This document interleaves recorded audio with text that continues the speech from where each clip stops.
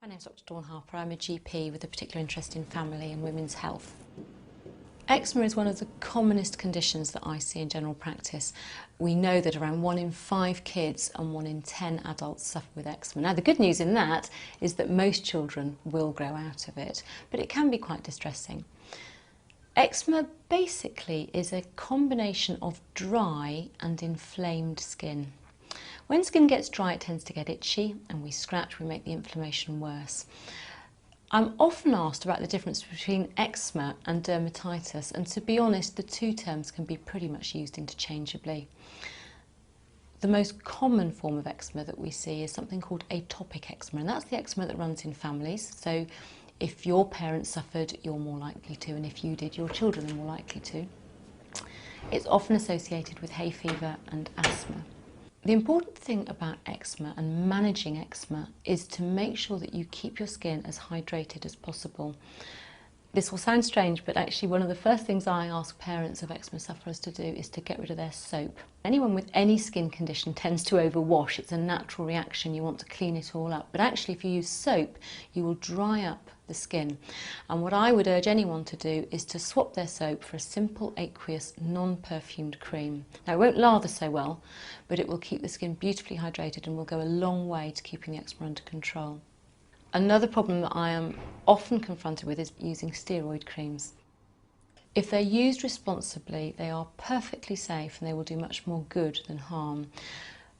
By using steroid creams responsibly, what I mean is we use the weakest strength we can for the shortest duration possible.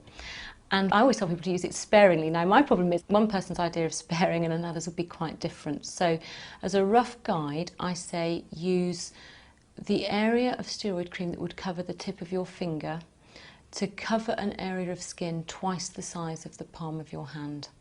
And that will just give you a rough guide about, really we do mean use it quite thinly. And if you're using it like that, and as soon as the redness and the inflammation has gone, you either step down to a weaker cream, or if you're on a very weak one you can stop altogether, then you won't come to any harm in using steroids for your eczema. Lots of parents ask me about diet and eczema, and certainly some children do find that their eczema flares with dairy products. If you really believe that dairy products may be flaring your eczema, it is certainly worth excluding them for a couple of weeks. You will know within a couple of weeks if that's made a difference, and if it has, rather than leaving them out of your diet totally, it is worth re-challenging your system, just gently, one product at a time, to see whether you can tolerate some of those products.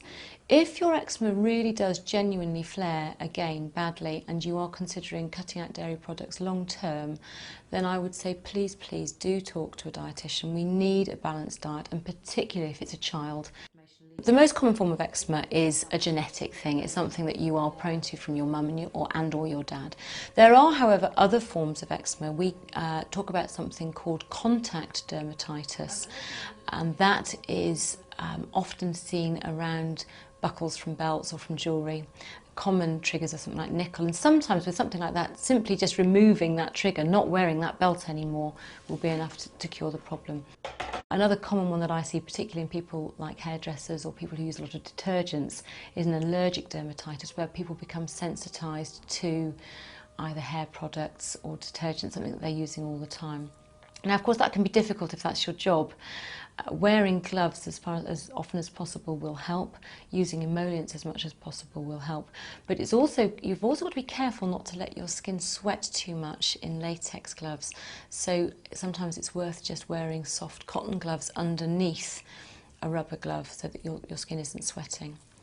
What I find particularly with young kids is often they will wake in the night and they are scratching before they are really fully awake. So keeping nails really short, just simple practical things like that can make a difference, and wearing mittens or cotton gloves so that you really can't get a hold on your skin and rip yourself to shreds before you're aware that you're doing it can help. Extremes of temperature generally are not good news for an eczema sufferer. Being very hot and sweaty or getting very cold can actually cause a flare, so trying to keep the environment that you're in as neutral as possible temperature-wise is a good thing. Researchers have done some fascinating work on looking for a gene that seems to be defective in eczema sufferers. But at the moment we have no cure for eczema, so it's a case of managing the symptoms. And one thing that I see a lot of is people who are eczema sufferers who find that actually when they're under periods of extreme pressure or stress, their eczema flares. So although it's not a direct cause, it is certainly an exacerbating factor, and if you're an eczema sufferer, you just need to manage your stress levels. If I had a flare-up of dermatitis or eczema, I wouldn't be frightened to use a steroid cream to get it under control. But what I would do is I would invest in industrial doses of aqueous cream or emollient. I would throw everything perfumed away, and I would make sure that my skin was really well hydrated at all times.